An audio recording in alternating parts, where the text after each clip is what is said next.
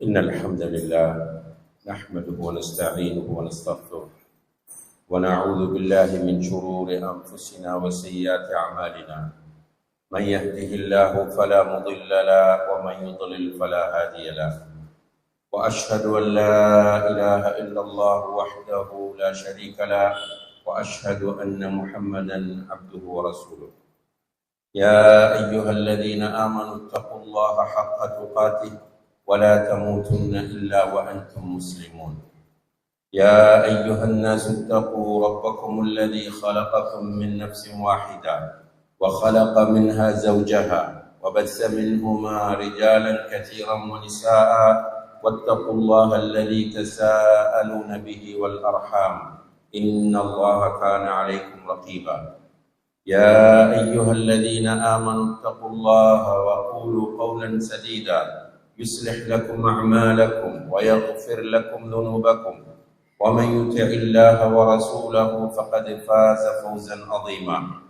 أما بعد فإن أصدق الحديث كتاب الله وخير الهدي هدي محمد صلى الله عليه وسلم وشر الأمور محدثاتها وكل محدثة بدعة وكل بدعة ضلالة وكل ضلالة في النار. எல்லாம் வல்ல அல்லாஹ் ஜல்ல ஷானஹு தஆலாவுடைய கட்டளை ஏற்று புனித ஜும்ஆ கடமையை நிறைவேற்றுவதற்காக அல்லாஹ்வுடைய மாளிகைக்கு வருகின்றிருக்கின்ற அல்லாஹ்வின் நல்லடியார்களே, அன்பின் சகோதரர்களே, அல்லாஹு தஆலா ஏவியவற்றை எடுத்து நடப்பதன் மூலமும் அவன் தடுத்தவற்றை முற்றுமுழுதாக தவிர்ந்து கொள்வதன் மூலமும் அல்லாஹுவை தக்வா செய்து கொள்ள வேண்டும் என்று எனக்கும் உங்களுக்கும் நினைவூட்டிக் கொள்கிறேன்.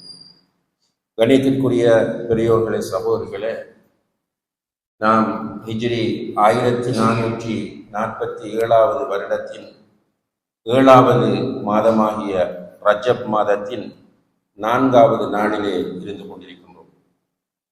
இந்த ரஜப் மாதம் அல் குர்ஆனிலே புனிதமான மாதங்கள் என்று அடையாளப்படுத்தப்பட்ட 4 மாதங்களுள் ஒன்றாகும் என்பது நம் எல்லோருக்கும் தெரியும். அதே நேரத்தில் ரஜப் மாதம் வந்தால் பொதுவாக இஸ்ரா மிஅராஜ் பற்றி பேசுவார்கள். அதாவது ரசூலுல்லாஹி அலைஹி வஸல்லம் அவர்களுடைய விண்ணுலக பயணம் என்று சொல்லக்கூடிய இஸ்ரா மிஅராஜை பற்றி பேசுவார்கள். அதற்கு காரணம் இந்த ரஜப் மாதத்திலே தான் இஸ்ரா மிஅராஜ் இடம்பெற்றது என்ற அவர்களுடைய நிலைப்பாடாகும். அன்புள்ள சகோதரர்களே, உண்மையிலேயே இஸ்ரா மிஅராஜ் என்ற இந்த நிகழ்வு எந்த வருடம் நடைபெற்றது என்பது கூட உறுதியான ஆதாரங்களின் அடிப்படையில் பதியப்படவில்லை. அதிகமான அறிஞர்கள் சொல்கிறார்கள் ஹிஜ்ரத் போவதற்கு முன்னர் இடம்பெற்றது என்று. இன்னும் சில அறிஞர்கள் என்று சொல்லும் போது நம்முடைய காலத்தில் வாழக்கூடிய எழுத்தாளர்களோ பேச்சாளர்களோ அல்ல, முஸ்லிம் உம்மத்தினால் ஏற்றுக்கொள்ளப்பட்டிருக்கிற இமாம்கள், மிக பெரும் உலமாக்களில் ஒரு சாரார் சொல்லுகிறார்கள் ஹிஜ்ரத்திற்கு 5 வருடங்களுக்கு முன்னால் நிகழ்ந்தது இஸ்ரா மிஅராஜ் என்று. இஸ்ரா மிஅராஜ் என்கிற இந்த நிகழ்வு எந்த வருடம் நடைபெற்றது, இடம்பெற்றது என்பதில் உறுதியான ஆதாரங்கள் இல்லை. அதே நேரத்தில் எந்த மாதம் என்பதிலும் தெளிவான ஆதாரங்கள் எதுவும் கிடையாது. சிலர் இது ரமலான் மாதம் இடம்பெற்றது என்று சொல்கிறார்கள், இன்னும் சிலர் வேறு வேறு மாதங்களை சொல்கிறார்கள். அதுபோல அறிஞர்களில் ஒரு சாரார் ரஜப் மாதத்தில் இது இடம்பெற்றது என்று சொல்கிறார்கள்.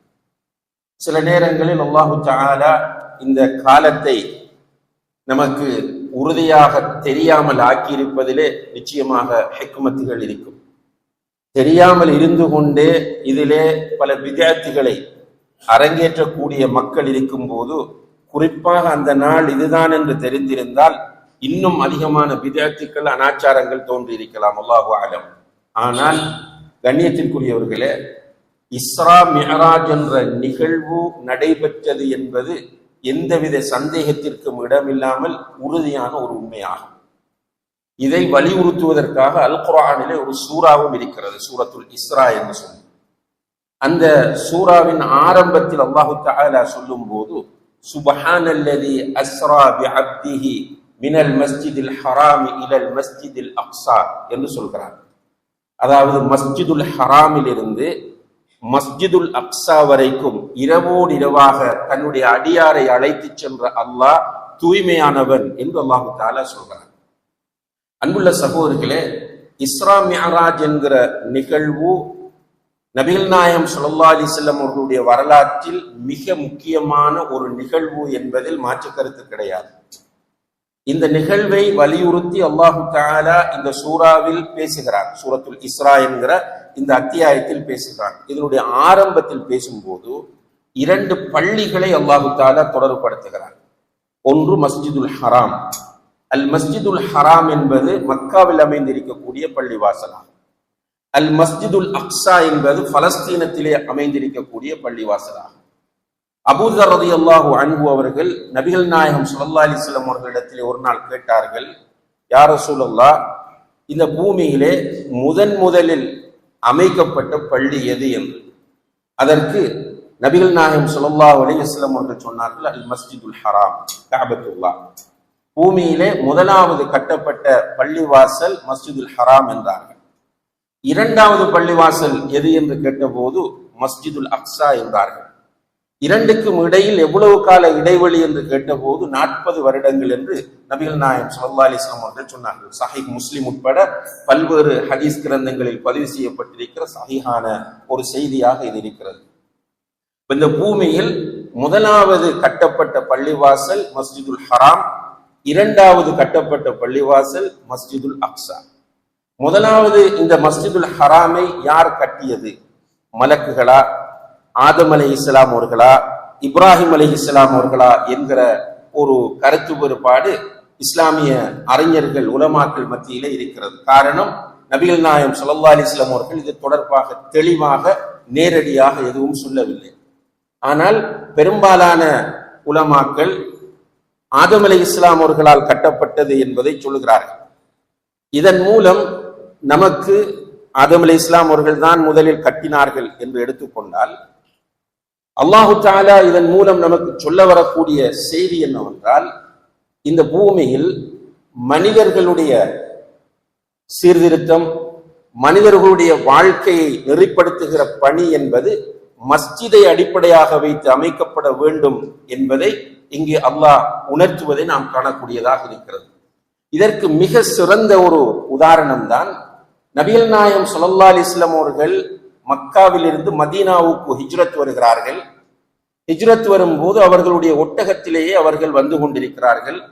அந்த ஒட்டகத்தை தங்களுடைய வீட்டுக்கு வர வேண்டும் என்று பலர் ஆசைப்படுகிறார்கள். நபி ஸல்லல்லாஹு அலைஹி வஸல்லம் அவர்கள் சொன்னார்கள், அதை விடுங்கள், போகட்டும் என்று. அந்த ஒட்டகம் போய் ஒரு இடத்திலே நிற்கிறது அல்லது படுக்கிறது. அந்த இடத்தை சொன்னார்கள், இதுதான் இடம் என்றார்கள். அந்த இடத்தை மஸ்ஜித் அமைப்பதற்குரிய இடமாக நபி ஸல்லல்லாஹு அலைஹி வஸல்லம் அவர்கள் இனம் கண்டு, அது யாருடைய நிலம் என்று விசாரிக்கிற போது 2 அனாதை குழந்தைகளுக்குரிய நிலம் என்பது சொல்லப்படுகிறது. அவர்கள் 2 பேரையும் அழைத்து நபி ஸல்லல்லாஹு அலைஹி வஸல்லம் அவர்கள் தன்னுடைய விருப்பத்தை சொன்னார்கள். இந்த இடத்திலே மஸ்ஜித் அமைக்க போகிறோம், இந்த நிலத்தை கொடுங்கள் என்று சொன்னபோது 2 பேரும் அனாதை குழந்தைகள். 2 பேரும் நாங்கள் இது இனாமாக ஹதியாவாக தருகிறோம் என்ற போது அல்லாஹ்வுடைய தூதர் ஸல்லல்லாஹு அலைஹி வஸல்லம் அவர்கள் சொன்னார்கள், ஹதியாவாக வேண்டாம், நீங்கள் இதற்குரிய பெருமானத்தை பெற்றுக்கொண்டு தாருங்கள் என்று அந்த நிலத்திற்குரிய பெருமதியை கொடுத்து அந்த நிலத்தை வாங்கி அதிலே மஸ்ஜிது நபவியை அமைத்தார்கள் என்பதை நாம் சஹீஹான செய்திகளிலே பார்க்கிறோம். முதலாவதாக மதீனாவுக்கு வந்து நபிகள் நாயகம் ஸல்லல்லாஹு அலைஹி வஸல்லம் அவர்கள் செய்த வேலை மஸ்ஜிது நபவியை அமைத்தது. ஏனென்றால் மக்காவிலே இருக்கும் போது ஒரு சமூகமாக அவர்கள் இருந்தாலும் சரியான ஒரு கட்டமைப்பிலே அவர்கள் இருக்கவில்லை. ஒரு விரல் விட்டு எண்ணக்கூடிய 100கணக்கான முஸ்லிம்கள் தான் மக்காவிலே இருந்தார்கள். ஆனால் மதீனாவிலே ஒரு சமூகமாக வாழ்வதற்குரிய ஏற்பாடுகள் அங்கே செய்ய வேண்டிய தேவை இருந்தது. எனவே ஒரு சமூகத்தை கட்டி எழுப்புவதில் மஸ்ஜிதுக்கு மிக முக்கியமான இடம் இருக்கிறது என்பதனால் தான் நபிகள் நாயகம் ஸல்லல்லாஹு அலைஹி வஸல்லம் அவர்கள் மதீனாவுக்கு வந்ததும் முதல் வேலையாக மஸ்ஜிது நபவியை கட்டி எழுப்பினார்கள் என்பதை நாம் கவனத்திலே கொள்ள வேண்டும். இந்த பாரம்பரியம், நபி ஸல்லல்லாஹு அலைஹி வஸல்லம் அவர்கள் மதீனாவுக்கு வந்து முதலாவது மஸ்ஜிதை கட்டினார்கள் சமூகத்தை கட்டி எழுப்புவதற்காக என்கிற இந்த பாரம்பரியம் அன்றைய காலத்திலிருந்து இன்று வரை இன்ஷா அல்லாஹ் உலகம் அழியும் வரைக்கும் முஸ்லிம்களால் பின்பற்றப்படக்கூடிய ஒன்றாக இருந்து கொண்டிருக்கிறது. அதனால் தான் எங்கெல்லாம் முஸ்லிம்கள் போய் செட்டில் ஆகிறார்களோ அந்த இடத்தில் முதலாவது அவர்கள் செய்யக்கூடிய வேலை, அவர்களுடைய வீடுகள் அல்லது கடைகளை நிர்மாணித்த பிறகு அடுத்ததாக அவர்கள் அந்த இடத்தில் ஒரு மஸ்ஜிதுக்குரிய ஏற்பாட்டை செய்வார்கள். அந்த மஸ்ஜிதுக்குரிய ஏற்பாடும் சாதாரணமாக செய்ய மாட்டார்கள். இப்ப நமக்கு பரிச்சயமானது நம்முடைய நாடு அல்லது நம்முடைய அண்டை நாடான இந்தியா போன்ற நாடுகள். இந்த நாடுகளுக்கு நாம் போய் பார்த்தால் நமக்கு முந்தைய ஜெனரேஷன் மஸ்ஜிதுகளை எல்லா இடங்களிலும் அமைத்திருக்கிறார்கள். அதே நேரத்தில் அந்த மஸ்ஜிதுகளை சரியான முறையில் பராமரிப்பதற்கு தேவையான வக்ஃபுகளை மிக பெரிய அளவில் செய்திருப்பதை பார்க்கிறோம். நம்முடைய கிழக்கு மாகாணத்திலே நீங்கள் எடுத்து பார்த்தால் ஒவ்வொரு ஊராக நீங்கள் போகிற போது ஒவ்வொரு ஊரிலும் இருக்கிற பிரதானமான மஸ்ஜிதுகளுக்கு இருக்கிற வக்ஃபுகளை பார்த்தால் பிரமித்து போய்விடுவோம்.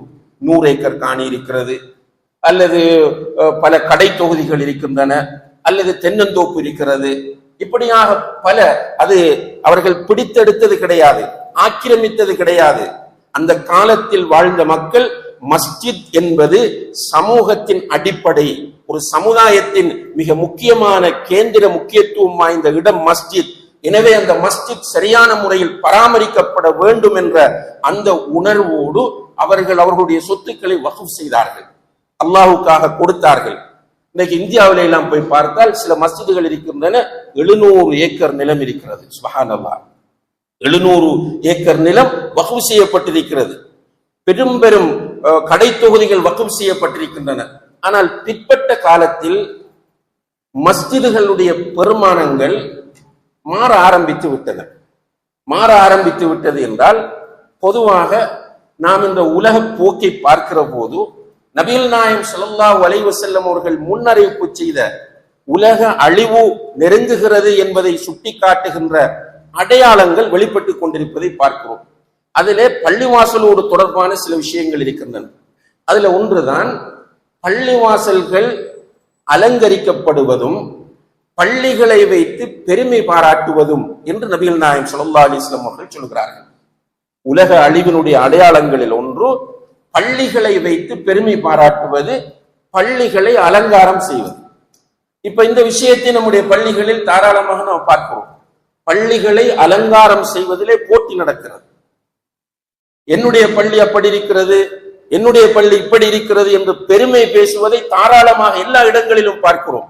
சுப்ஹானல்லாஹ், அதை எந்த அளவு நம்ம ஹைலைட் பண்ண முடியுமோ, அது சோசியல் மீடியாக்கள் வழியாக இருக்கலாம் அல்லது கூட்டங்களில் இருக்கலாம், எவ்வளவு நம்மளால ஹைலைட் பண்ண முடியுமோ ஹைலைட் பண்ணி பள்ளிகள், எங்களுடைய பள்ளிகள் அலங்காரம், தோரணங்கள் என்று காட்டக்கூடிய நிலை வந்திருக்கிறது. இது மிகப்பெரிய ஒரு ஆபத்தாகும். இதை கடுமையாக பள்ளிவாசல்கள் தேவைக்கில்லாமல் அலங்காரம் செய்யப்படுவதை ஹதீஸ்களிலே நபிகள் நாயகம் ஸல்லல்லாஹு அலைஹி வஸல்லம் அவர்கள் எச்சரிக்கை செய்திருக்கிறார்கள். நன்றாக புரிந்து கொள்ளுங்கள். உங்களுடைய மனோ இச்சைக்கு என்னுடைய வீட்டை அலங்காரம் செய்கிறேன், ஏன் நான் பள்ளி அலங்காரம் செய்யக்கூடாது என்று உங்களுடைய மனோ இச்சை சொல்லலாம். ஆனால் உங்களுடைய மனோ இச்சை வஹி கிடையாது, நீங்கள் ரசூலும் கிடையாது, நீங்கள் நினைப்பது எல்லாம் நடக்க வேண்டும் என்ற அவசியமும் கிடையாது. மார்க்கம் என்றால் அல்லாஹும் அல்லாஹுடைய தூதரும் தீர்மானிப்பதுதான் மார்க்கமாகும். நபிகள் நாயகம் ஸல்லல்லாஹு அலைஹி வஸல்லம் அவர்கள் பள்ளி வாசல்களை தேவைக்கு அதிகமாக அலங்காரம் செய்வதை மிக வன்மையாக கண்டித்திருக்கிறார்கள் என்பதை சஹீஹான பல ஹதீஸ்களில் நாம் பார்க்கிறோம். இன்றைக்கு இது நடக்கிறது. இரண்டாவது, நபிகள் நாயகம் ஸல்லல்லாஹு அலைஹி வஸல்லம் அவர்கள் ஒரு எச்சரிக்கை செய்தார்கள், மறுமை நாளைக்குரிய ஒரு அடையாளம். ஒருவர் வந்து கேட்கிறார், எப்போது மறுமை உண்டாகும் என்று. ரசூலுல்லாஹி ஸல்லல்லாஹு அலைஹி வஸல்லம் அவர்கள் சொன்னார்கள், இதா புய்யத்தில் அமானத்து ஃபந்தظிரி ஸாஅ, அமானிதம் எப்போது மோசடி செய்யப்படுகிறதோ அப்போது நீ மறுமை வருவதை எதிர்பார் என்று சொன்னார்கள். சுப்ஹானல்லாஹ், கண்ணியத்திற்குரிய சகோதரர்களே, பள்ளி வாசல் என்பது யாருடைய வீடு? குர்ஆனில் மிக தெளிவாக அல்லாஹ் சொல்கிறான், வஅன்னல் மஸாஜித லில்லாஹ், பள்ளிகள் அல்லாஹ்வுக்குரிய வீடுகள். அதுல யாருக்கும் உரிமை கொண்டாட எந்த ரைட்டும் கிடையாது. அல்லாஹ்வுடைய வீடு. அல்லாஹ்வுக்கு இந்த பூமியிலே மிக பிடித்தமான இடம் எது என்று கேட்டால் பள்ளிவாசல்கள் தான். அஹப்புல் பிகாஇ இலல்லாஹி மஸாஜிதுஹா, பூமியிலே அல்லாஹ்வுக்கு மிகவும் விருப்பமான இடம் மஸ்ஜிதுகள் என்று நபிகள் நாயகம் ஸல்லல்லாஹு அலைஹி வஸல்லம் அவர்கள் சொன்னார்கள். அல்லாஹ்வுடைய வீடு அல்லாஹ்வுக்கு மிக பிடித்தமான இடம். எனவே அல்லாஹ்வுடைய தூதர் சொல்லுகிறார்கள், மன் பனா லில்லாஹி மஸ்ஜிதன் வலவ் கான ஸகீரன் அவ் கபீரன் யப்தகி பிஹி வஜ்ஹ அல்லாஹ் பன அல்லாஹு லஹு பைத்தன் ஃபில் ஜன்னah. யார் ஒருவர் அல்லாஹ்வுக்காக வேண்டி ஒரு மஸ்ஜிதை கட்டுகிறாரோ, அது சிறியதாகவும் இருக்கலாம் பெரியதாகவும் இருக்கலாம். இன்னும் ஒரு ரிவாயத்திலே ஒரு புறா தங்குகிற அளவுக்கு சின்னதாக கூட இருக்கலாம். அவர் கட்டியது மஸ்ஜித். யாருக்காக கட்டினார்? அல்லாஹ்வுக்காக. எனவே பனல்லாஹு லஹு பைத்தன் ஃபில் ஜன்னah, அவருக்காக சுவர்க்கத்தில் ஒரு மாளிகை அல்லாஹ் கட்டுகிறான் என்று நபிகள் நாயகம் ஸல்லல்லாஹு அலைஹி வஸல்லம் அவர்கள் சொல்றாங்க. அந்த அளவுக்கு அல்லாஹ்வுக்கு பிரியமான இடம் மஸ்ஜித்.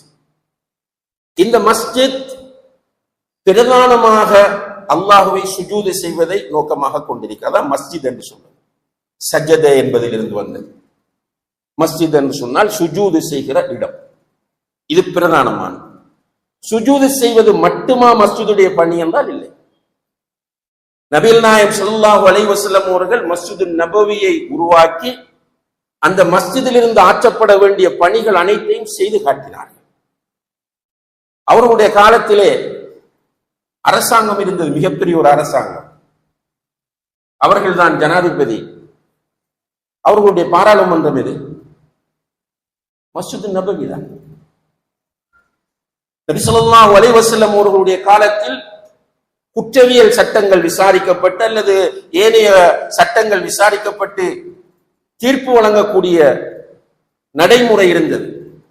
அவருடைய காலத்தில் இருந்த நீதிமன்ற கட்டட தொகுதி எது? மஸ்ஜித் நபவி தான். நபி ஸல்லல்லாஹு அலைஹி வஸல்லம் அவர்களுடைய காலத்திலே பாராளுமன்றமாக, ஜனாதிபதி மாளிகையாக, நீதிமன்றமாக, பல்கலைக்கழகமாக, சில நேரங்களில் சிறைச்சாலையாக என்று பல நிலைகளிலே அந்த மஸ்ஜிதை அல்லாஹ்வுடைய தூதர் இயக்கி காட்டினார்கள். இது சுன்னா. இன்று நம்முடைய பள்ளி வாசல்கள் அவற்றின் பங்கை சரியான முறையிலே நிறைவேற்ற தவறியதன் விளைவுதான் நாம் செய்யக்கூடிய இந்த அறுவடைகளாகும். எல்லாமே பிரச்சனை.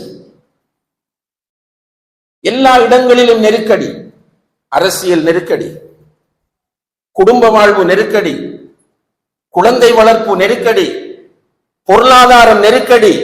வல்லாஹி சகோதரர்களே, நம்மில் பெரும்பாலானவர்கள் ஒரு ஸ்ட்ரெஸ்ஸான மனநிலையோடு தான் தொடர்ந்து வாழ்ந்து கொண்டிருக்கிறோம். நபிகள் நாயகம் ஸல்லல்லாஹு அலைஹி வஸல்லம் அவர்களுடைய காலத்தில் இருந்த சஹாபாக்கள் ஷிர்க் செய்தவர்கள், குஃப்ரில் இருந்தவர்கள், மதுபானத்திற்கு அடிமையாக இருந்தவர்கள், விபச்சாரத்திற்கு அடிமையாக இருந்தவர்கள், கொலைவரை பிடித்திருந்தவர்கள், இப்படி பலவிதமான கோளாறுகளோடும் மனநோய்களோடும் நெருக்கடிகளோடும் வாழ்ந்தவர்களுக்கு இந்த ரிசாலத் கிடைக்கிறது. லா இலாஹ இல்லல்லாஹ் முஹம்மதுர் ரசூலுல்லாஹ் என்கிற ரிசாலத் கிடைக்கிறது. அந்த ரிசாலத்தை மையப்படுத்திய தர்பியாவை நபிகள் நாயகம் ஸல்லல்லாஹு அலைஹி வஸல்லம் அவர்கள் பொறுப்புணர்வோடு பள்ளிவாசலில் இருந்து ஆற்றினார்கள். சுப்ஹானல்லாஹ், அந்த மக்கள் நிம்மதியாக உறங்கி எழுந்தார்கள். ஸ்ட்ரெஸ் போய்விட்டது, மன அழுத்தம் போய்விட்டது, பகைமை போய்விட்டது, குரோதம் போய்விட்டது. ஒற்றுமை, சகோதரத்துவம், விட்டு கொடுப்பு, மன்னிப்பு, நல்ல பண்பாடுகள், நல்ல அஹ்லாக்குகள் அந்த சமுதாயத்திலே கட்டி எழுப்பப்பட்டதை பார்க்கிறோம். இன்றைக்கு நிலைமை தலைகீழாக மாறி இருப்பதை பார்க்கிறோம். பள்ளிகள் நிறைந்திருக்கின்றன. அல்ஹம்துலில்லாஹ், பள்ளி நிறைய வேண்டும், அது பிரச்சனை இல்லை. ஸல்லல்லாஹு அலைஹி வஸல்லம் அவர்கள் சொல்கிறார்கள், உங்களோட வீட்டு ஓடைகளுக்குள் இடம் இருந்தா பள்ளியை கட்டுங்க என்று சொல்கிறார்கள். அதாவது ஒரு ஏரியாவில் ஒரு 10 வீடு கட்டும்போது அதுக்குள்ள பள்ளி கட்டக்கூடிய வாய்ப்பு இருந்தால் கட்டுங்கள் என்ற கருத்திலே சில ஹதீஸ்கள் வருவதை பார். பள்ளி நிறைய மாறது பிரச்சனை இல்லை.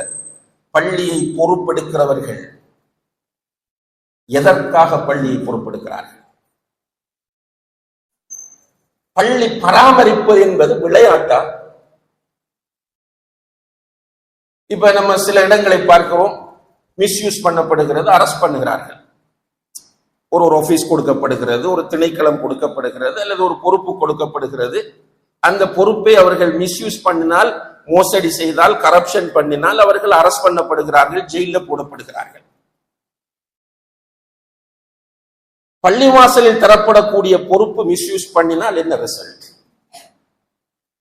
இன்னைக்கு நம்முடைய பிள்ளைகள் ட்ரக்ஸ் அடிக்கிறாங்களே, சின்ன பிள்ளைகள். எல்லோருக்கும் அந்த அனுபவம் இருக்கும். நான் ஹுத்பாக்கள் அடிக்கடி சொல்வது, நம்மளோட வீட்டில் உள்ள பிள்ளைகள்கிட்ட கேளுங்க, 6ஆம் வகுப்பு 7ஆம் வகுப்பு 8ஆம் வகுப்பு 10ஆம் வகுப்பு படிக்கிற பிள்ளைகள்கிட்ட கேளுங்க, ஒவ்வொரு வகுப்பாக 6ஆம் பிள்ளைகள்கிட்ட கேளுங்க, உங்களோட வகுப்புல ஐஸ் யூஸ் பண்றது நீக்கானு கேட்ட ஓம் அழகா சொல்லுது பிள்ளைகள். 6ஆம் வகுப்பு 7ஆம் வகுப்புல ஐஸ் யூஸ் பண்றான், 8ஆம் வகுப்புல ஐஸ் யூஸ் பண்றான், 9ஆம் வகுப்புல ஐஸ் யூஸ் பண்றான். யாரு பொறுப்பு இதுக்கு? கொஞ்சம் யோசித்து பாருங்கள் சகோதரிகளே. இன்னும் கொஞ்ச நாள் போனா என்ன நடக்க போகுது? கட்டுப்பாடு இல்லை, மரியாதை இல்லை, ஒழுங்கு இல்லை. இங்கே ஒரு 50 வயதில் இருக்கிறவர்களுக்கு தெரியும் நம்முடைய ஊரில் இருந்த கட்டுப்பாடு. பள்ளி வாசல் எப்படியான ஒரு கட்டுப்பாட்டை இந்த ஊரில் வைத்திருந்தது என்பது. திருடி விட்டு வந்தால் மொட்டை அடித்து கழுத்திலே செருப்பு மாலை போட்டு ஊர்வலம் கொண்டு வந்த வரலாறு இருக்கிறது. அவர் பகிரங்கமாக அழைக்கப்பட்டு மக்கள் முன்னால் வைத்து தண்டிக்கப்பட்ட வரலாறு இருக்கிறது, மதுபானம் அருந்தினார் என்பதற்காக. மையத்தை அடக்க மாட்டோம் என்று ஒதுக்கி வைத்த வரலாறு இருக்கிறது. என்னை ஒன்றுமே இல்லாது. சின்ன அட்வைஸ் கூட பண்ண முடியாது. வீதியிலே டியூஷன் கலைந்து போகக்கூடிய மாணவிகளை ஈவ்டீசிங் செய்யும் போது போய் ஒரு கண்ணியமான மனிதர் எதற்காக நீங்கள் இப்படி நடக்கிறீர்கள் என்று கேட்டால் அவரிடத்தில் நிற்கிற வாலிபர்கள் அல்லது மாணவர்கள் திரும்பி கேட்கிறார்கள், உங்களுக்கு இதில் என்ன தேவை இருக்கிறது, நீங்கள் போங்கள், உங்களுடைய பிள்ளைகளே தானே என்று அறப்படிக்கக்கூடிய எதிர்த்து பேசக்கூடிய ஒரு ஜெனரேஷன் வேகமாக வளர்ந்து கொண்டிருக்கிறது. இதற்கு யார் பதில் சொல்வது? ஸ்கூல் என்பது சம்பளம் கொடுத்து வேலை செய்யக்கூடிய ஒரு இடம். அது ஒரு சேவையாக ஒரு காலத்தில் இருந்த நேரத்தில் அல்ஹம்துலில்லாஹ் இன்று அங்கு பணியாற்றுபவர்கள் எல்லாம் தொழில் செய்கிறார்கள். எனவே தொழில் செய்கிறவர்களிடத்தில் ஒரு சமூக மாற்றத்தை நாம் பூரணமாக எதிர்பார்க்க முடியாது.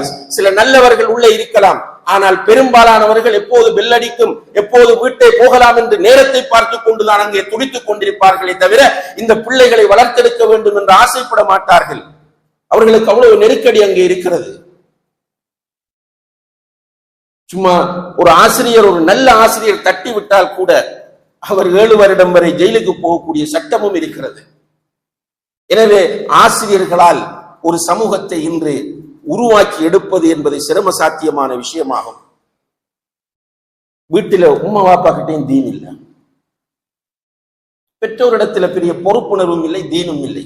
ஏதாவது பிரச்சனை வந்தால் மண்டையை போட்டு அடித்துக் கொள்கிறார்கள், கஷ்டப்படுகிறார்கள். இந்த புள்ள இப்படி போயிட்டான், இந்த மகள் இப்படி ஆகிவிட்டாள் என்று அந்த நேரத்தில் அங்கலாய்க்கிறார்கள். அதே போல ஹலாஸ் பிரச்சனை முடிந்து யாராவது வந்து அந்த அவர்களுக்கு அப்போது ஏற்படுகிற பிரச்சனைக்கு ஒரு சொல்யூஷனை சொல்லிவிட்டால் அதுக்கு பிறகு பழையபடி கையில புள்ளட கையில போன், மகள் தனிய போறதுக்கு வாரத்துக்கான அனுமதி எல்லாமே சிம்பிளாகிவிடும்.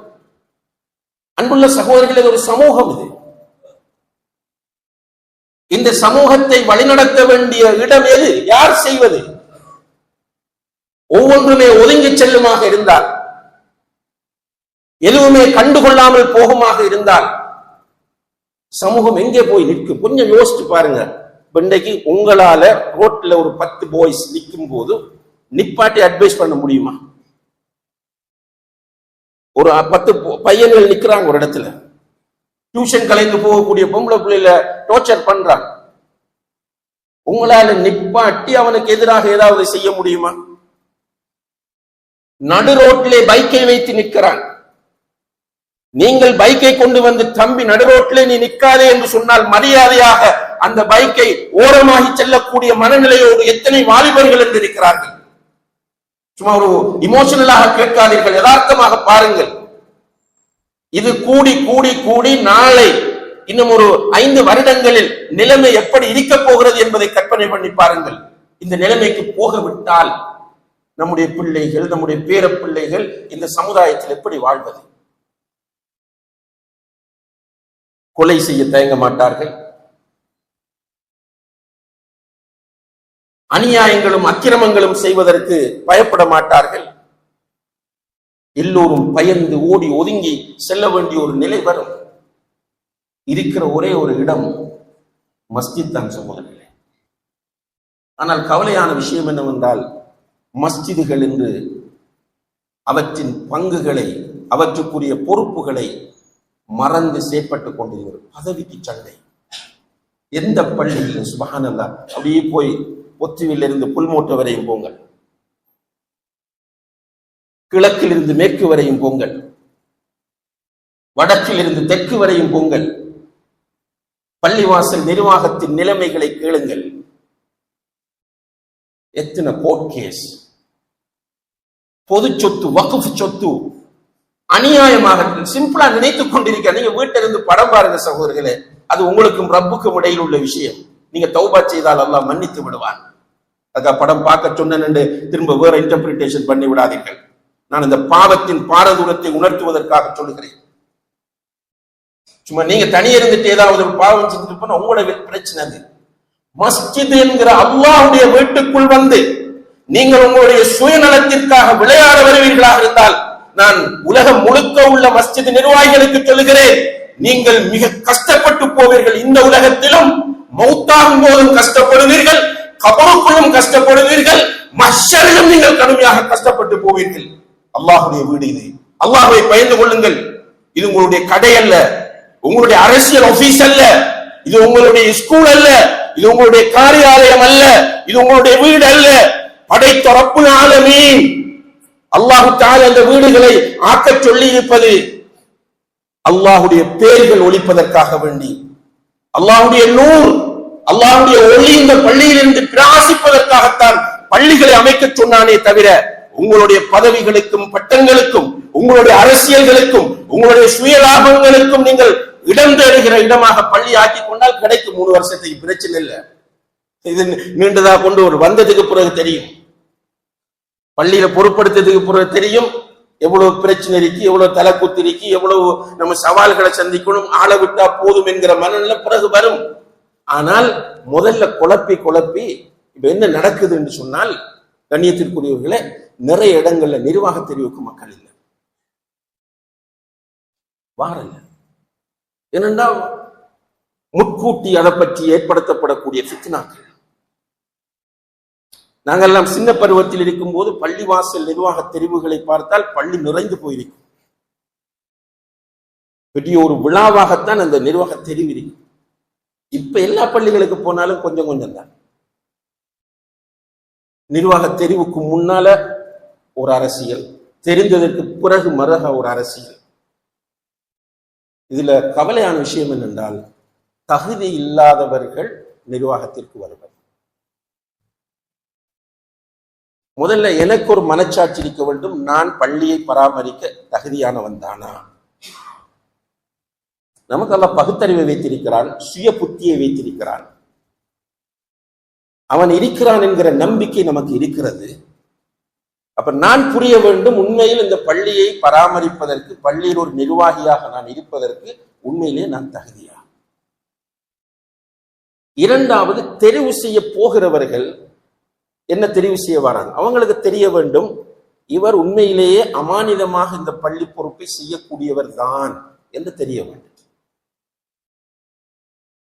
என்னுடைய குடும்பம் வருவது, என்னை தேர்வு செய்வது, அல்லது எனக்கு மனிதனிடத்தில் நிறைய பலவீனங்களை எல்லாம் வைத்திருக்கிறான், அதில் ஒன்றுதான் பதவி ஆசை. அந்த பதவி ஆசையில வாரது, சண்டை பிடிக்கிறது, பதவி எடுக்கிறது, அது பூரா அமானித மோசடி. அமானித மோசடி முனாஃபிக்குடைய தன்மை. அபூதர் ரலியல்லாஹு அன்ஹு அவர்கள் ஒரு பதவி கேட்கிறார்கள் ரசூலுல்லாஹி அலைஹி வஸல்லம். அபூதர் நல்ல மனிதர், மிக நல்ல மனிதர், ஒரு ஜாஹித். ஜாஹித்னா ஒரு உலகத்தில் பெரிய பச்செல்லாம் கிடையாது. அப்படிப்பட்ட ஒரு நல்ல மனிதர் ஒரு சந்தர்ப்பத்தில் கேட்கிறார், யா ரசூலுல்லாஹ், இந்த ஏரியாவுக்கு என்ன பொறுப்பாக்குங்க. ரசூலுல்லாஹி அலைஹி வஸல்லம் அவர்கள் சொன்னார்கள், அபூதர்ரே இன்னக பலீஃப், நீ வீக்கானால், உன்னால இயலாது. வ இன்னஹா அமானா, பதவி என்பது அமானா, அமானிதம். அதை நீ சரியாக நிறைவேற்ற தவறினால் இன்னஹா ஹிஸ்யுன் வ நதாமா, அது மறுமையில் உனக்கு இழிவாக, இந்த உலகத்தில் இழிவாகவும் மறுமையில் கைசேதமாகவும் வரும். எனவே சும்மா பதவிக்கு ஆசைப்பட்டு போகாதென்று ஃப்ரெண்ட்லியாக அவரை அந்த பதவியை எடுக்க விடாம தடுத்தார். அவங்களுக்கு தெரியும் இவரால் ஏலாத ஒரு ஆளுக்கு நம்ம கொடுக்க கூடாது. அதே போல எனக்கு தெரிய வேண்டும் நான் தகுதியா இல்லையா என்பது. அன்புள்ள சகோதரர்களே, நிர்வாகியாக ஒருவர் வர வேண்டும் என்றால் அல்லாஹ் சூரத்து தௌபா 18வது வசனத்தில் சொல்கிறார், இன்னமா யஅமுரு மசாஜித் அல்லாஹி மன் ஆமன பில்லாஹி வல் யௌமில் ஆகிர் வ அகாம ஸ்ஸலா வ ஆத்த ஸக்கா வ லம் யக்ஷ இல்லல்லாஹ். அல்லாஹ்வுடைய பள்ளிகளை நிர்வகிப்பவர்கள் எப்படி இருக்க வேண்டும் என்றால், மன் ஆமன பில்லாஹ், அல்லாஹ்வை ஈமான் கொண்டவராக அவர் இருக்க வேண்டும். வ அகாம ஸ்ஸலா, அவர் தொழுகையை நிலைநாட்டுகிறவராக இருக்க வேண்டும். வ ஆத்த ஸக்கா, ஜக்காத்தை சரியாக கொடுக்கிறவராக இருக்க வேண்டும். வலம் யக்ஷ இல்லல்லாஹ், அல்லாஹ்வை தவிர வேறு யாருக்கும் பயப்படுகிறவராக அவர் இருக்கக்கூடாது. இந்த 4 பேசிக்கான பண்புகள் யாரிடம் இருக்கிறதோ அவர்தான் பள்ளியை பராமரிக்க தகுதியான. முதல் ஈமான். இப்ப நான் யோசிக்க வேண்டும், நான் பள்ளி நிர்வாகியாக வரப்போகிறேன் அல்லது என்னை தெரிவு செய்கிறான், என்னிட்ட போதிய அளவு ஈமான் இருக்கான்றதை நான் பார்ப்போம். எனக்கு தெரியும் தானே, அல்லாவுக்காக உண்ட விட நான் ரெடி இருந்தா என்கிட்ட ஈமான் இருக்கு. அல்லாவுக்காக விட ரெடி இல்ல, என்னுடைய பிரஸ்டீஜ், என்னுடைய ஸ்டேட்டஸ், நான் என்பது வெல்ல வேண்டும் என்று நினைத்தால் அங்க ஈமான் இல்லை, முன்னிஃபாக் இருக்கிறது. ஹலால் ஹராம் பேணுதல், ஈமான் இருந்த சிம்பிள். அடுத்தது அகாம ஸலா, தொழுகையை நிலைநாட்டுவது. அன்புள்ள சகோதரர்களே, பள்ளி எதுக்கு? பேசிக்கலி நான் ஆரம்பத்தில் சொன்னது போல சுஜூது செய்யறதுக்கு. 5 நேரம் சுஜூது செய்யாத நீ, கண்ணியத்திற்குரிய சகோதரனே, எப்படி இந்த பள்ளியில் நிர்வாகியாக இருப்பாய்? இந்த பள்ளியில் நான் கேட்கிறது பாக்கியாவா அல்ல, மஸ்ஜிதை கேட்கிறேன். மஸ்ஜித் என்பது எதுக்குன்றால், மஸ்ஜிதை கட்டிரிக்க எதுக்குன்றா தொழாதவனை தொலை கூட்டிட்டு வர்றது, தொழக்கூடியவர்களுக்கு வாய்ப்பு கொடுக்கிறது. நீ 5 நேரம் தொழுதல்ல, நீ சுபவுக்கு கட்டில படுக்கிறாய்.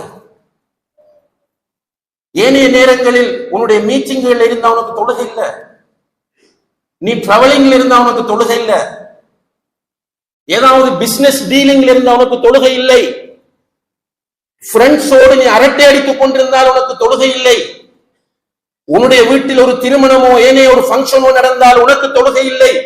கண்ணியத்திற்குரிய சகோதரனே, உன்னுடைய மனச்சாட்சியோடு நான் உன்னிடம் கேட்கிறேன், நீ எப்படி இந்த பள்ளியை நிர்வகிப்பதற்கு முன் வருவாய்? சில இஸ்லாமிய அறிஞர்களுடைய கருத்துப்படி, குர்ஆன் சுன்னாவின் நிழலில் அவர்களுடைய இஜ்திஹாத் படி, நீ முஸ்லிம் அல்ல.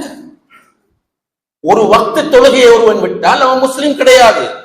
இமாம் அஹ்மது பின் ஹம்பல் ரஹிமஹுல்லாஹ் 4 கண்ணியத்திற்குரிய இமாம்களில் மிக முக்கியமான ஒருவர். அவர்கள் சொல்லுகிறார்கள், ஒரு மனிதன் தொழுகையை விட்டானாக இருந்தால், அவன் பப்ளிக்காக கொண்டு வரப்பட்டு இஸ்லாமிய ஆட்சி இருக்குமாக இருந்தால் அவன்கிட்ட சொல்லணும், தௌபா செய்ய இல்லையான்னு கேட்கணும், தௌபா செஞ்சா விடணும், இல்லைன்னா கழுத்தை வெட்டணும் என்கிறார்கள். இமாம் அபு ஹனீஃபா ரஹிமஹுல்லாஹ் 4 இமாம்களில் மிக மூத்தவர், தாபிஈன்களில் ஒருவர். அவர் சொல்லுகிறார், தொழாதவன் சிறைப்பிடிக்கப்பட வேண்டும் என்று சொல்கிறார், சிறையில் அடைக்கணும். இமாம் ஷாஃபி ரஹ்மத்துல்லாஹி அவர்களை பற்றி சொல்லப்படுகிற அவர்கள் சொன்னதாக, தொழாதவரை கடலுக்குள்ள கொண்டு போய் தள்ளிவிட்டு, கடலா இருந்தா கடல்ல கொண்டு தள்ளி கொள்ளணும், அல்லது உயரமான இடத்துல கொண்டு போய் தள்ளணும் சொல்றாங்க. இது அறிஞர்களுடைய கருத்து. குர்ஆன் சொன்னாங்க. குர்ஆன் என்ன சொல்லுகிறது என்றால், ஃபஇன் தாபு வ அகாமுஸ் ஸலா வ ஆத்துஸ் ஸக்கா ஃபஇஹ்வானுக்கும் ஃபித்தீன். தொழாமல் ஜக்காத்து கொடுக்காமல் இருக்கிறவர்கள் தொழுது ஜக்காத்து கொடுத்து தௌபா செய்தால், தௌபா செய்து தொழுது ஜக்காத்து கொடுத்தால் ஃபஇஹ்வானுக்கும் ஃபித்தீன், மார்க்கத்தில் அவர்கள் உங்களுடைய சகோதரர்கள். அவர்கள் தௌபா செய்யாமல் தொழாமல் ஜக்காத்து கொடுக்காமல் இருந்தால் மார்க்கத்தில் உங்களுடைய சகோதரர்கள் கிடையாது. அதே போல ரசூல் ஸல்லல்லாஹு அலைஹி வஸல்லம் அவர்கள் சொல்கிறார்கள், அல் அஹ்துல்லதி பைனனா வ பைனஹும் அஸ்ஸலாத், நமக்கும் அவர்களுக்கும் இடையில் உள்ள உடன்படிக்கை, அதாவது அவர்கள் என்பது நான் முஸ்லிம்ஸ், அவங்களுக்கு நமக்கும் இடையில் உள்ள வித்தியாசம் தொழுகைதான். ஃபமன் தரகஹா ஃபகத் கஃபர், தொழுகையை விட்டவன் காஃபிராகி விட்டான் என்று சொன்னார். அப்போ உனக்கு டைம் கிடைச்சா சொல்றது, இல்லாட்டி இல்ல, என்ன நிலை? அராய்தல்லதி யுகதிபு பித்தீன் ஃபவைலுல் லில் முஸல்லீன் அல்லதீன ஹும் அன் ஸலாத்திஹிம் சாஹூன் அல்லதீன ஹும் யுராஊன் வ யம்னஊனல் மாஊன். தொழுகையாளிகளுக்கு கேடுதான், ஏனென்றால் அவர்கள் தொழுகையிலே பொடுபோக்காக இருந்தார்கள். فخلف من بعدهم خلف اضاعوا الصلاه. இதெல்லாம் குர்ஆன் வசனங்கள். فخلف من بعدهم خلف اضاعوا الصلاه واتبعوا الشهوات فسوف يلقون غيا. அவர்களுக்கு பின்னால் ஒரு வழித்தோன்றல் வந்தார்கள், தொழுகையை வீணடித்தார்கள், மன உச்சியை பின்பற்றினார்கள்.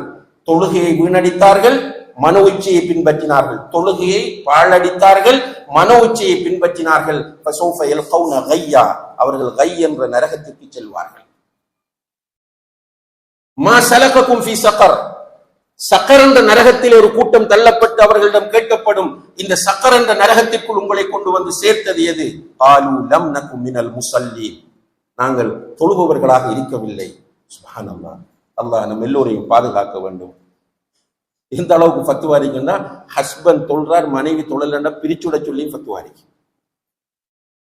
தலாக் இல்ல, பிரிச்சுடுங்க, 2 பேர் திருமணம் பார்த்து. தொழாதவன் மௌத்தாயிட்டால் அவனை குளிப்பாட்டாதீங்க, கவனிடாதீங்க, ஜனாசா தொழுகை நிறைவேற்றாதீங்க, மையவாடியில் அடக்காதீங்க. இப்படியான நிலையில் மனச்சாட்சியோடு 5 வக்து தொழுகைக்கூடிய முக்கியத்துவம் கொடுக்காத ஒருவர் எப்படி சகோதரர்களை இந்த பள்ளியை பராமரிக்கிறதுக்கு வெக்கம் இல்லாம வரையிலும், பயம் இல்லாம வரையிலும்?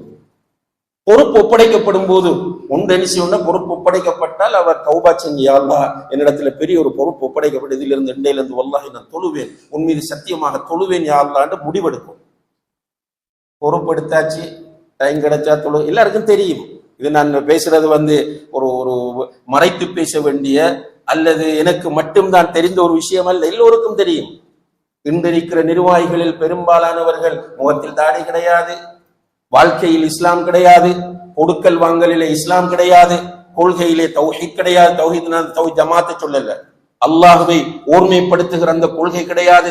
சுன்னா விஷயத்தில் தெளிவு கிடையாது, மார்க்க சட்ட விஷயங்களில் ஒரு பிடிப்பும் கிடையாது, பேணுதல் கிடையாது, குழந்தை வளர்ப்பிலே பொறுப்புணர்வு கிடையாது, வியாபாரத்திலே ஹலால் ஹராம் பார்ப்பது கிடையாது.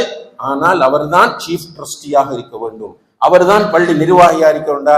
இந்த பள்ளியை கொண்டு என்ன செய்கிற சமூகத்தில் இப்படி பள்ளி வாசலை வைத்து என்ன மாற்றம் செய்யலாம்? அன்புள்ள சகோதரர்களே, நீங்க பார்க்கலாம், எந்த பள்ளியில வகுப்பு நடக்குது? கொத்துபாவை தவிர வேற என்ன நடக்குது? பள்ளி நிர்வாகத்தால. ஜமாத் சகோதரர்கள் பள்ளியில தாலீம் வாசிக்கலாம், அல்லது வேறு ஜமாத்தை சேர்ந்த சகோதரர்கள் ஏதாவது கிளாஸ்கள் எடுக்கலாம். நான் கேட்கிறேன், பள்ளி நிர்வாகிகளால் எந்த பள்ளிகளில் தர்பியா நிகழ்ச்சிகள் ஏற்பாடு செய்யப்பட்டிருக்கின்றன சொல்லுங்கள் பார்க்கலாம். எங்காவது ஒரு பள்ளியிலே வீக்லி கிளாஸ், டெய்லி கிளாஸ், சுபோபுர கிளாஸ் ஒன்றும் இல்லை. யாராவது வெளியில் இருக்கிற வாலிபர்கள் பிரஷரை கொடுத்தால் அவர்களை சமாளிப்பதற்காக ஏதாவது ஒரு ப்ராஜெக்ட் நடக்குமே தவிர, நிர்வாகிகளாக உட்கார்ந்து நம்ம இந்த சமூகத்திற்கு இன்று குடும்ப வாழ்க்கை பற்றி தெளிவு தேவை, திருமணம் முடிக்கிற புதிய பிள்ளைகளுக்கு குடும்ப வாழ்க்கை பற்றி தெரியவில்லை, எனவே ப்ரீ மெரிட்டல் கவுன்சிலிங் தேவை, ஜக்காத்து கொடுக்காமல் இருக்கிறார்கள், எனவே சமூகத்தில் உள்ள வியாபாரிகள் வசதி உள்ளவர்களை கூப்பிட்டு ஜக்காத் சம்பந்தமான கருத்தரங்கை நடத்துவோம், ரசூல் ஸல்லல்லாஹு அலைஹி வஸல்லம் அவர்கள் மீது அன்பில்லாமல் இருக்கிறார்கள், எனவே அவர்களுடைய சீராவை போதிப்போம், குர்ஆனோடு தொடர்பில்லாமல் இருக்கிறார்கள், எனவே தஃப்சீர் வகுப்பு நடத்துவோம் என்று சொல்லக்கூடிய நிர்வாகிகளை காட்டுங்கள் பார்க்கலாம். அல்லாஹ் பாதுகாக்க வேண்டும். எனவே அன்புள்ள சகோதரர்களே, அல்லாஹ்வின் நல்லடியார்களே, இந்த ரஜப் மாதம் இஸ்ரா மிஅராஜ் நடந்த மாதமா இல்லையா என்பதிலே கருத்து வேறுபாடு இருந்தாலும், இஸ்ரா மிஅராஜ் என்ற நிகழ்வு இஸ்லாமிய வரலாற்றில் உண்மையிலே நடந்த ஒன்றுதான் என்பதை நாம் கடைசி வரையும் மறக்க முடியாது. ஏனென்றால் குர்ஆனிலும் அது பற்றி அல்லாஹ் சொல்கிறான், நபிகள் நாயகம் ஸல்லல்லாஹு அலைஹி வஸல்லம் அவர்கள் பல்வேறு ஹதீஸ்களில் அதை பற்றி சொல்லி இருக்கிறார்கள். அந்த வகையிலே குர்ஆனிலே சூரத்துல் இஸ்ரா என்கிற ஒரு அத்தியாயத்தை இறக்கி அதனுடைய முதல் வசனமாக சுப்ஹானல்லதி அஸ்ரா பிஅப்திஹி லைலம் மினல் மஸ்ஜிதில் ஹராம் இலல் மஸ்ஜிதில் அக்ஸல்லதி பாரக்னா ஹவ்லஹு என்று அல்லாஹ் தஆலா சொல்லி மஸ்ஜிதுல் ஹராமையும் மஸ்ஜிதுல் அக்ஸாவையும் சொல்லி மஸ்ஜிதுகளுடைய முக்கியத்துவத்தை அல்லாஹ் தஆலா நமக்கு வலியுறுத்துகிறான். எனவே இந்த செய்தி ஒரு பெருமதிமிக்க செய்தியாக நமக்கு இருக்க வேண்டும், நமக்கு எட்டி வைக்கப்பட்ட செய்தியாக இது ஆகி நாளை மறுமையிலே நமக்கு சாதகமான ஒரு ஹுத்பாவாக இந்த ஹுத்பா அமைய வேண்டும். அல்லாஹு தஆலா இதன் அடிப்படையில் செயற்படுவதற்கு நம் எல்லோருக்கும் தௌஃபீக் செய்வானாக. வ ஆகிரு தஅவானா அனில் ஹம்துலில்லாஹி ரப்பில் ஆலமீன்.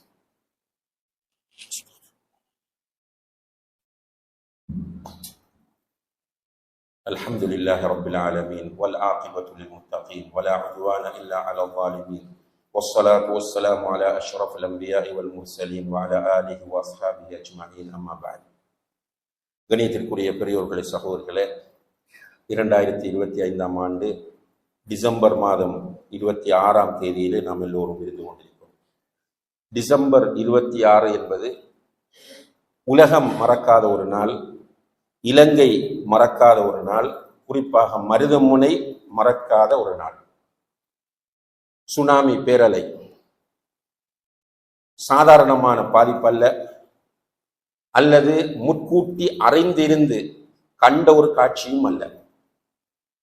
திடீரென ஏற்பட்ட அந்த பேரலைகள் மருதமுனையில் மட்டும் சுமார் 1000 பேரை அல்லாஹு தஆலா அவர்களுடைய உயிரை எடுக்கக்கூடியதாக இந்த சுனாமி ஆக்கி வைத்தார்.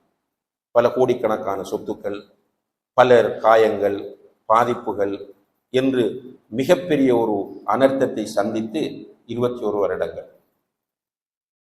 அதனைத் தொடர்ந்து தொடர்ச்சியாக பல்வேறு அனர்த்தங்கள் வேக வேகமாக வந்து கொண்டிருப்பதை நாம் பார்த்துக் கொண்டே இருக்கிறோம். சுப்ஹானல்லாஹ். சென்ற மாதம் இறுதி பகுதியிலே, நவம்பர் இறுதி பகுதியிலே, அதுவும் 26-27 கால பகுதி தான், இந்த டிட்வா புயல், அதனால் ஏற்பட்ட அந்த பாதிப்பு இன்னும் அதிலிருந்து மக்கள் மீளாத நிலையில் நாளாந்தம் செய்திகளிலும் நேரடியாகவும் பல அவலங்களையும் அழுகைகளையும் நாம் கேட்டுக்கொண்டே இருக்கிறோம். அடுத்தடுத்து என்ன நடக்கப் போகிறது என்பதை அல்லாஹ்தான் அறிவான். அன்புள்ள சகோதரர்களே, நீரில் மூழ்கி மௌத்தாகுவது, இடிபாடுகளுக்கு இடையில் அகப்பட்டு மௌத்தாகுவது என்பது ஷஹாதத்திற்குரிய ஒரு வழியாகும். இப்போ சுனாமியில யாராவது நீரில மூழ்கி மௌத்தா இருந்தா அவங்களுக்கு ஷஹீதுடைய அந்தஸ்துக்கு வாய்ப்பு இருக்கு. அதே போல இந்த மண் சரிவுகளுக்கு இடையில் அகப்பட்டு, அல்லது பில்டிங்குகள் இடிந்து விழுந்து அவற்றுக்கிடையில் அகப்பட்டு, அல்லது வெள்ளத்தில் அடிபட்டு சென்று ஒருவர் மௌத்தாகிறார் என்றால் அவருக்கு ஷஹீதுடைய அந்தஸ்து இருக்கிறது. ஆனால் அதுக்கு என்ன செய்யணும்? அவர் ஒரு முஸ்லிமாக வாழணும். சும்மா எல்லாருக்கும் ஷஹீது, கஞ்சா அடிச்சுட்டு இருக்கிறான், ட்ரக்ஸ் வியாபாரம் பண்றான், வட்டியோட தொடர்பா இருக்கிறான், தொழுகை இல்லை, அவனும் அடிச்சுட்டு போய்தான் நம்ம ஷஹீதாகி விட்டார் அப்படி சொல்லலாம். நம்ம உண்மையான முஸ்லிமாக இருந்தால்தான் இவ்வாறான அனர்த்தங்களின் போது நமக்கு ஏதாவது ஒரு உயிரிழப்பு வந்தால் அது நிச்சயமாக நமக்கு ஷஹாதத்தை பெற்றுத்தரும் இன்ஷா அல்லாஹ். இந்த அனர்த்தங்களில் போனவர்கள் போய்விட்டார்கள்.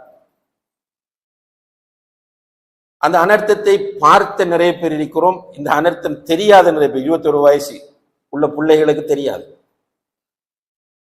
ஒரு 28 வயசு பிள்ளைகளாக இருந்தால்தான் அவங்களுக்கு சுனாமியை பத்தி தெரியும். இந்த 21 வயசு என்றால் அப்பதான் சுனாமியில தான் பிறந்திருப்பார். 28 வயசுன்னா அவருக்கு ஒரு 6-7 வயதாக இருக்கும், ஒரு அளவு ஞாபகம் இருக்கும். நம்முடைய உறவுகள் நிறைய தந்தைகளை இழந்தவர்கள், தாய்களை இழந்தவர்கள், கணவர்களை இழந்தவர்கள், மனைவிகளை இழந்தவர்கள், பிள்ளைகளை இழந்தவர்கள், உடன்பிறப்புகளை இழந்தவர்கள் என்று நிறைய பேர் இருக்கும். இந்த இழப்புகள் தவிர்க்க முடியாதவை. இது அல்லாஹ்வுடைய கலா கதர்.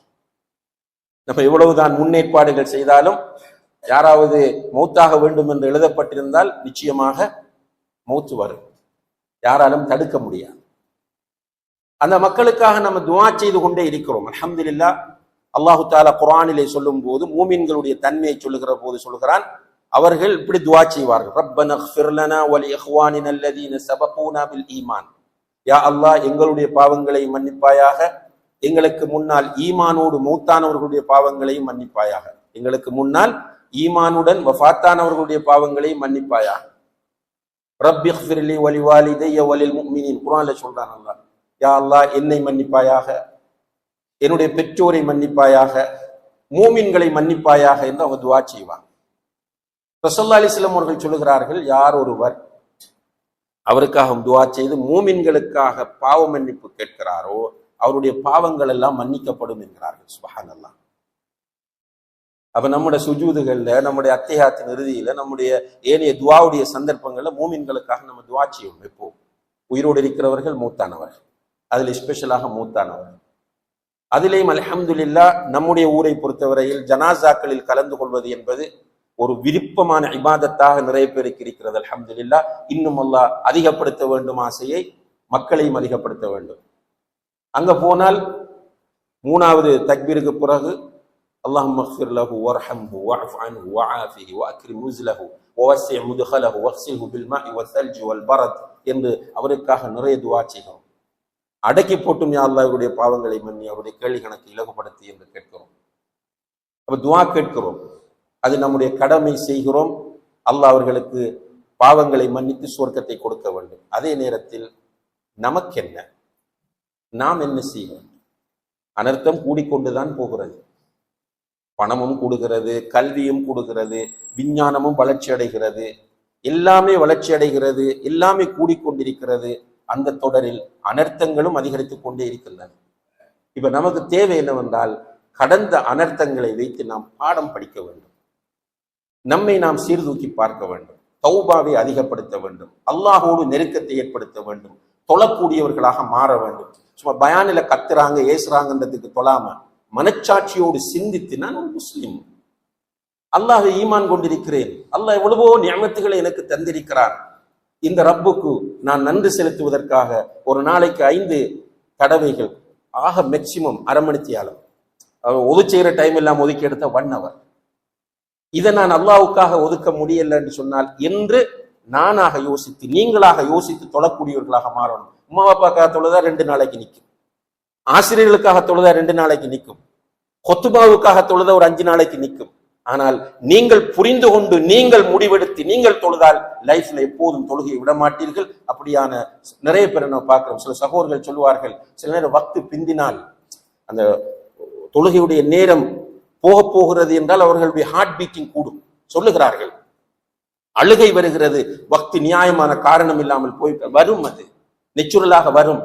நமக்கு அது வரவில்லை என்றால் இன்னும் நாம் சரியாக தொழவில்லை என்பதுதான் அர்த்தமாகும். எனவே கண்ணியத்திற்குரியவர்களே, 21 வருடங்கள் சுனாமி நடந்து அதற்கு பிறகு மிகப்பெரிய வெள்ளங்கள் பலவற்றை நாம் பார்த்திருக்கிறோம். கடந்த மாதமும் 26, 27 காலப்பகுதியிலே டிட்வா புயலை பார்த்தோம், அதனுடைய விளைவுகளை பார்த்தோம். இன்னும் என்னமோ எல்லாம் வர இருப்பதாக ஆய்வாளர்கள் விஞ்ஞானிகள் சொல்லிக் கொண்டிருக்கிறார்கள்.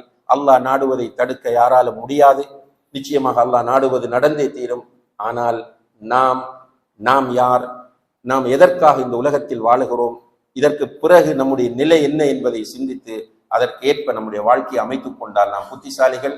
இல்லை என்றால் நாம் தான் கைசெதப்பட வேண்டி வரும். அல்லாஹு தஆலா அந்த துர்ப்பாக்கிய நிலையிலிருந்து நம் அனைவரையும் பாதுகாத்து புத்திசாலிகளாக நம்மை ஆக்குவானாக. வ ஆகிரு தஅவானா அல்ஹம்துலில்லாஹி ரப்பில் ஆலமீன்.